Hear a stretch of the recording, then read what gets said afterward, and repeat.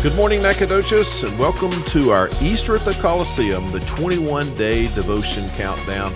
My name is Pastor Noel, and today is day 8, Monday, March the 27th. I invite you today to read with me Matthew 15, verses 1 through 20, and then visit our website, noeldeer.org/Easter, to walk through our 3-2-1 Easter prayer plan. Let me just briefly introduce the scripture passage that we're going to read today. In this passage, Jesus begins with some very tough questions, some very tough words for the religious leaders, the scribes and the Pharisees, the religious leaders of his day.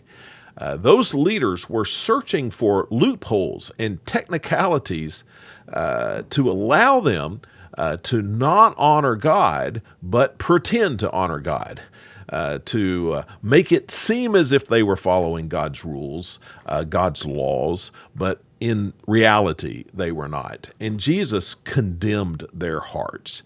Jesus said that those people loved tradition more than they loved God.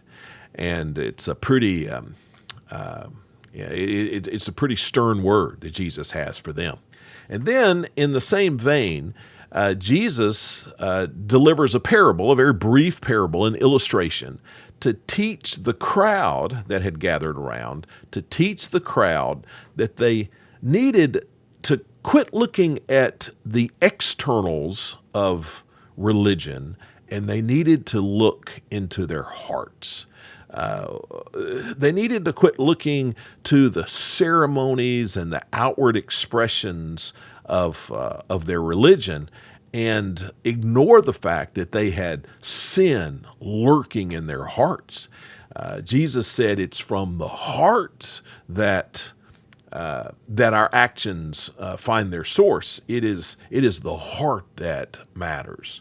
And so many people of that day, they had a religious tradition, religious practices, but they had hearts filled with sin. And so Jesus addresses that.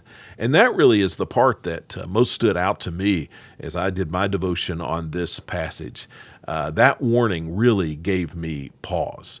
The religious people were addressing, they were focusing on this outward expression, and it helped them feel good about their conduct because they were obedient to these ceremonies. But the truth was there, as I said, there was sin lurking in their hearts. Jesus said in their hearts they had all kinds of evil thoughts, lusts, greed, and pride. So I couldn't help but wonder as I read that, to think and to pray about how the same may be true of me. What kinds of traditions and outward expressions am I holding on to that are deceiving me about my true spiritual condition? What kind of evil lurks in my heart? That I need to confess to the Lord. I hope this is an encouragement. When you read this passage today, I hope it's an encouragement for you to bare your heart to the Lord as well. And I hope you'll be praying through our 3-2-1 Easter prayer plan. Be praying for Easter at the Coliseum, and I hope to see you here tomorrow.